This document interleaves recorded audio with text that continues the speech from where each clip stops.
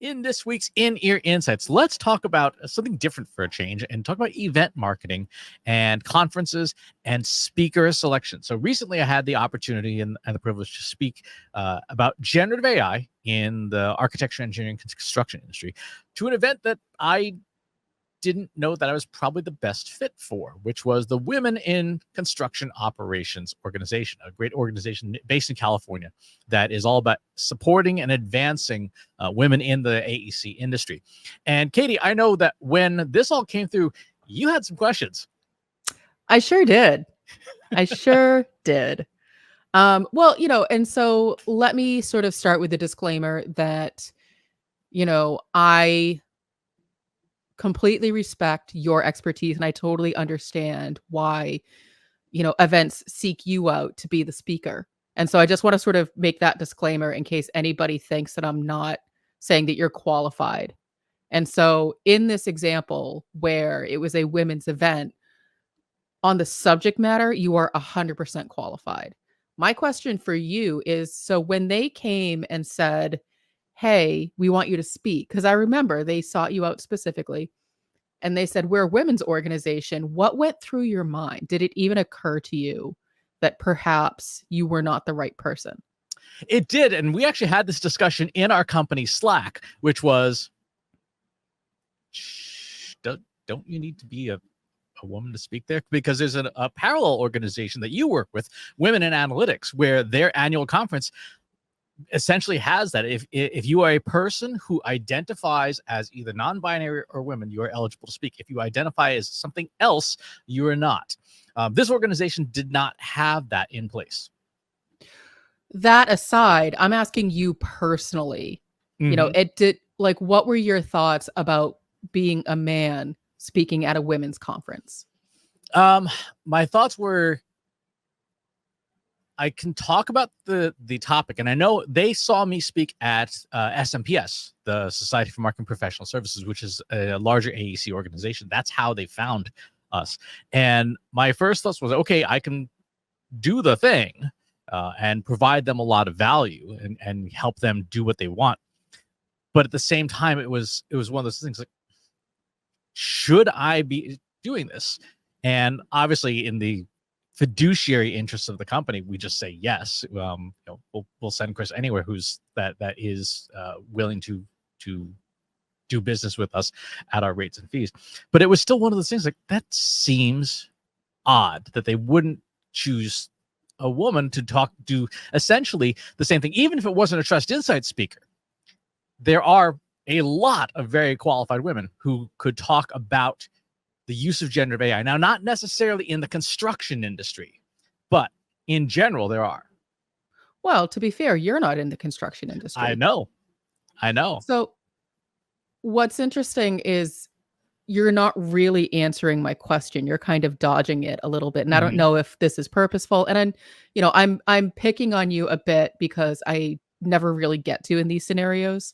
But I also think that it's a helpful conversation because I know that our listeners know that you and I can have an open and respectful conversation about really tough things. And I feel like this is a tough topic because as a woman in a tech industry, a lot of the stereotypes and biases have only gotten deeper with AI. And, the fact that we've had to spin up women-only conferences or women speaker-only conferences where men are still invited, the fact that that's a thing kind of breaks my heart a little bit. I was speaking with someone, during one of like the networking events at a recent event. And we were talking about these, women speaker only conferences. And this gentleman expressed to me, he's like, well, I would feel really weird as a man attending. And I asked him, I was like, why? And he couldn't really give me a straight answer other than I think, and I'm making a lot of assumptions, perhaps he felt like it was too unbalanced and unfair towards men to have women only as speakers. And then he proceeded to tell me some very odd story about in the 80s, men's only conferences and how they were big cover-ups for homophobia. And so it got weird. That's weird. the point being is that a lot of people are not comfortable, and I say that's a personal problem, but a lot of people are not comfortable with the idea of women-only speakers or women taking the stage. And I'm not saying that you fall into that category, but what I'm curious about is, yes, in the financial interest of the company, you said yes, but at any point in the conversation, did you say to the event coordinators, do you want a woman for this instead? No, I did not. Why not? Because I wanted us to, as a company, to get that contract. I mean, if I'm being perfectly blunt and honest, Mhm. I put us first, and if we can get the business, we will get the business. As long as it's obviously legal and ethical. I did not ask that question because I wanted us to get that business. So, okay, you go to the conference, you show up, you ask them, what kind of questions do you think are going to be asked? What happens? They gave me a long list. In fact, I asked in advance, what kinds of questions do people have? And they were all questions about how do we use this for very specific processes? Like, here is a report that a construction foreman is supposed to submit at the end of every day. How do we use generative AI to implement this? Because it's a huge time suck. How do we do this? How do this? There's all questions of how do we do very specific things that were unique, really, to not even just to the construction industry, but to the companies, the several companies that were hosting this thing. So their questions were all around, tell me how to take the shiny object and turn it into something that will make my life easier. And I believe, correct me if I'm wrong, one of the questions was around empowering women. Yes, it was about empowering women and how to advance them. Now, what was interesting is once we started going through the material, that question never came up at all. It was all about how do we even use this thing? And even though I spent a fair amount of time on the operations side of, like, going through the Trust Insights TRIPS framework, for example, going through the 5P framework, it was very much a discussion that was all very tactical. So, as someone who often gets asked to speak at events, is there anything you'll take from this experience and apply it moving forward in terms of, speaker selection or, alignment with the audience or anything else that came out of this experience?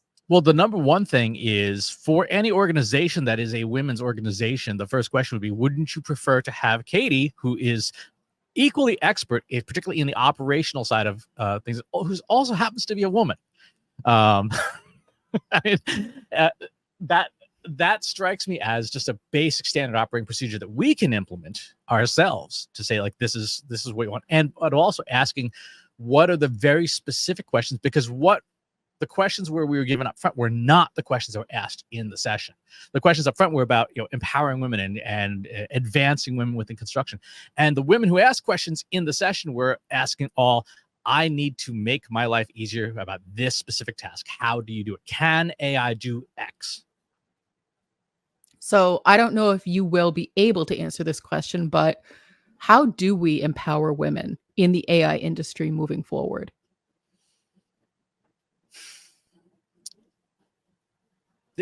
So we have to take AI out of it, because this is, as you will famously say, this is a people problem. This is not a technology problem. And part of it has to be on our side, mine in particular, saying, like, this is not an opportunity that is ideally suited for me. I am technically qualified to do this talk. I am not the representative of the audience that should be on stage, right? So making sure that the best qualified person overall would have been you for this particular event. Second is enabling any marginalized population, women, minorities, people who are not heterosexual, to have more airtime. whether it's on stage, but also in podcasts, in live streams, in guest articles. It probably shouldn't be a surprise, but if you look at the way we share content as a company, we try to highlight you as much as possible, because I can create plenty of noise on my own, my own personal properties. We also don't need to have me being, the all Chris all the time show on the company property either, because it's not representative of the company as a whole. We have multiple sides of our company. So those are some of the bare basics. What would you add to that list? Well, first and foremost, I would say it's hard. As a woman, as women in general, and I'm sort of speaking in generalizations, women have, been taught, especially women of a certain generation, to not speak up, to not use their voice. It's too aggressive. It's too this. It's too much.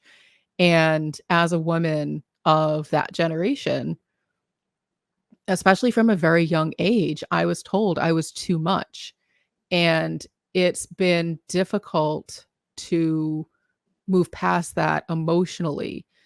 Logically, I totally recognize that I'm not too much, that I'm not too aggressive, that I'm not too bossy, that I'm not too anything. Emotionally, it's a harder conversation with myself. Even simple things. I was talking with someone last week about, social media. And the women that I talk to, we find it difficult to self-promote because it's too aggressive. It's too look at me, even though we have been hired to speak at an event. There's still that fear of being too much if we then also post it and promote it on social media. And so, finding organizations like Women in Analytics, like Women in Data, that empower and put women first takes a bit of that anxiety and insecurity out of it, because that's all it is. It's literally just you and other women in the same situation, and you're not competing for airtime. I think that some events have done a better job of balancing male and female speakers. Some events have not. And I'm not going to call out any specific events. I will make reference to, and this is something that still kind of rubs me the wrong way, is, organizations that alter people's headshots. So, for example, I did a podcast. I was a guest on a podcast. And when they sent me over the promotional materials, they had altered my headshot to include very heavy makeup on the headshot. And Chris, I sent it to you and you noticed it immediately.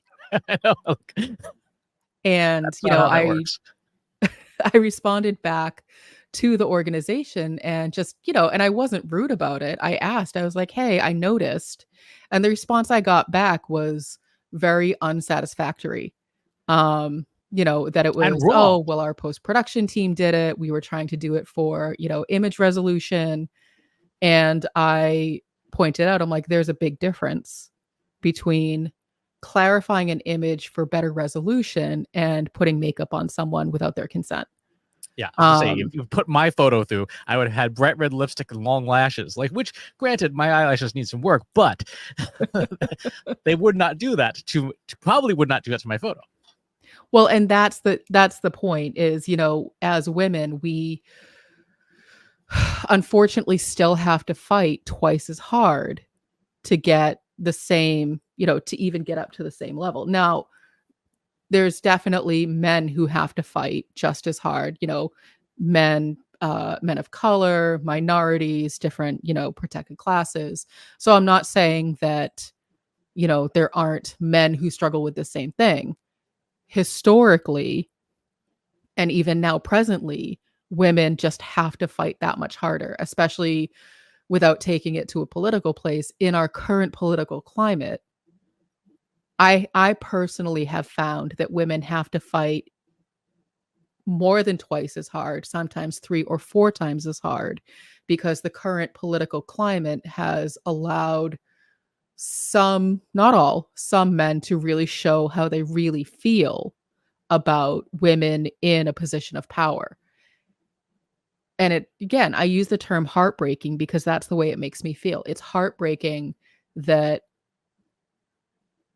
sometimes we're reduced down to a gender, and that's all we are. Despite all of our accomplishments, we're reduced down to, you're a woman, therefore this is what I think you should be doing, what I think you should be saying. I think you should not be talking at all. I know I just took this to a very vulnerable and emotional place, and I probably could cry right now, but I won't, because we're talking about getting women on stage.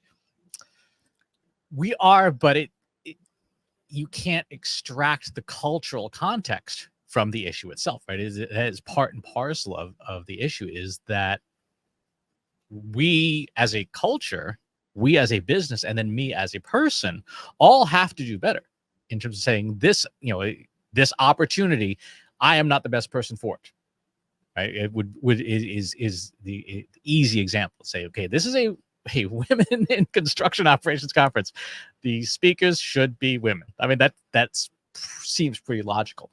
And if there are follow-up questions, or there are questions where they're indicating they want a specific kind of expertise, then maybe that we find a way to say, okay, well, maybe we cut the speaking fee in half and bring both of us, so that I can answer the technical questions, but you can do the majority of the talk, which is on how do you operationalize the use of generative AI. There's ways to work around all this stuff. It's just a question of whether an organization can afford it, because of our speaking fees, and all this logistics that comes with moving human beings from point to point, and prioritizing who should be operating in what context. So is this, to the point you're saying about earlier, there are some events like Marketing AI Conference and Marketing Profs that do a great job of being representative of the audience, of having people of different genders, different backgrounds, different gender identities on stage. And part of, going back to what you were saying earlier, part of empowerment is also calling out when people do it right. Mm-hmm. Well, and I will say, and so I started the show with the disclaimer, the fact that, number one, you're willing to have this conversation publicly is huge, because not all men, not a lot of men would be willing to do so in such an open and frank way. And so I just want to, show my gratitude for that, because that's a big deal. It's not something that, I tend to see a lot. Number two is that, despite the fact that you are a very well-known global keynote speaker, you're willing to rethink what that looks like to make space for other women. That, again, that's huge. And I just want to sort of, acknowledge that, because those are the steps that need to be taken in order to find space for women to actually be getting the representation and to be getting on the stages they deserve to be getting on. Now, we're picking on this women in construction.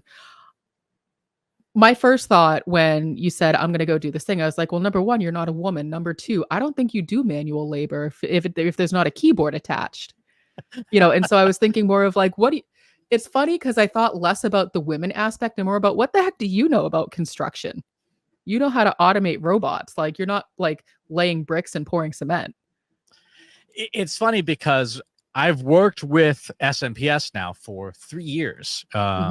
We've done talks and workshops and things. And so I have never worked in the AEC industry as an AEC employee, but having gotten to know that crowd of folks, which is one of my favorite crowds of folks to work with, I have a fairly good sense of the issues that they face as it relates to the ways that you would use AI, particularly in like back office stuff. Like, how do we make the back office more streamlined and profitable so that the construction projects themselves move ahead? So, for example, RFPs are a big part of how those companies do their work and get business.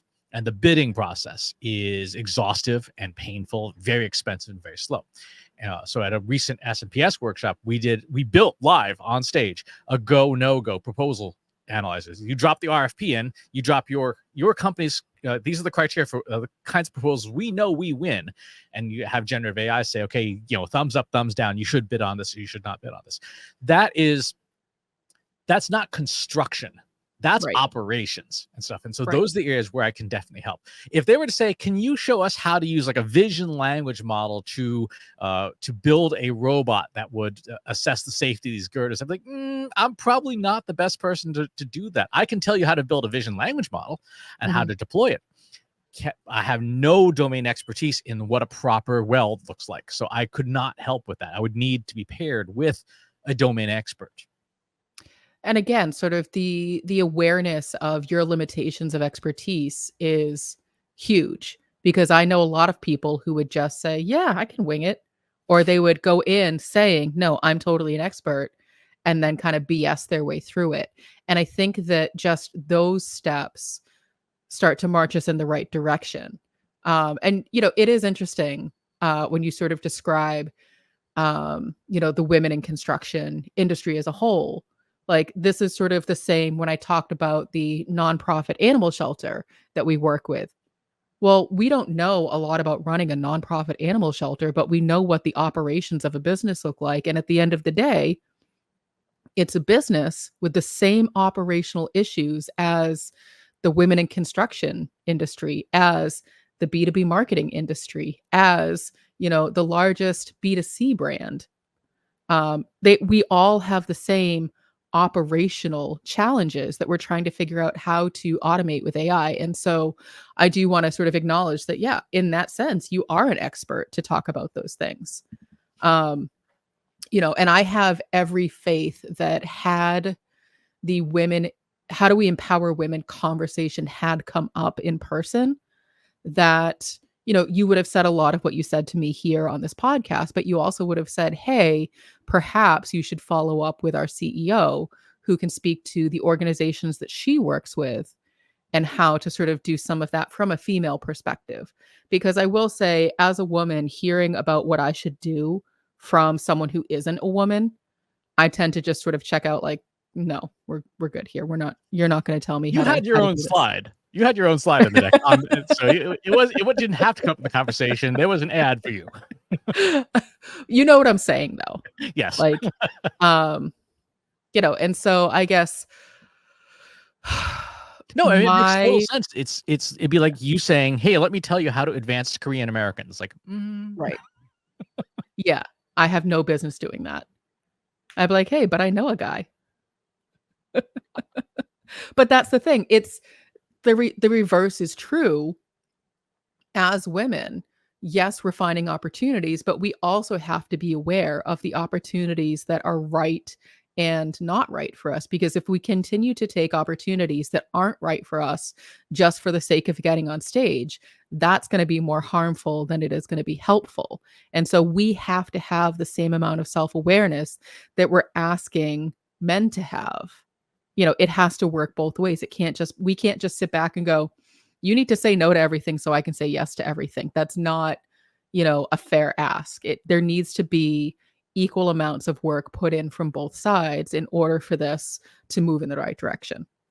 Right. And very selfishly, if we do a good job of that as a company, it's not a question of, this or that is, we should be doubling the number of events we speak at, because we should have more events for you and more events for me. I totally agree. Totally agree. Because, and this is the thing that I don't know is well understood, there's enough room for everybody at the table. And if there's not, bring another chair. Make the table bigger. Make the table bigger. Bring a chair. Start your own table.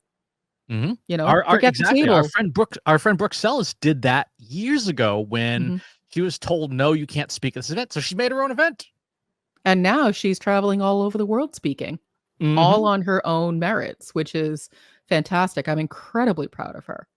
And she's similar to me, where she has those same sort of like insecurities of, am I too much? but she pushed past it enough so that she's now getting all of these amazing international opportunities as well, not just domestic, which is fantastic. That's a harder market to break into when you are geographically located in the United States. Getting those international speaking gigs really speaks volumes to how wide you're reaching, to how far of an audience you're bringing in. And I am just incredibly proud of her. Exactly. So to your point, there's not a chair at the feet of the table. Build a bigger table. That's right.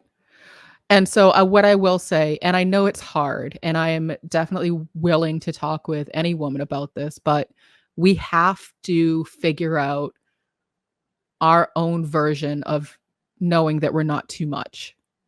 You know, it's going to look different for everybody. But we have to find ways that we feel comfortable promoting ourselves, showing our expertise.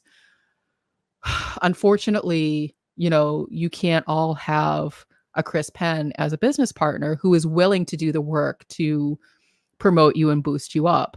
But even that only takes you so far. You still have to put in the work yourself to say, sure, it's great that whenever he gets the chance, Chris says nice things about me and talks about my expertise.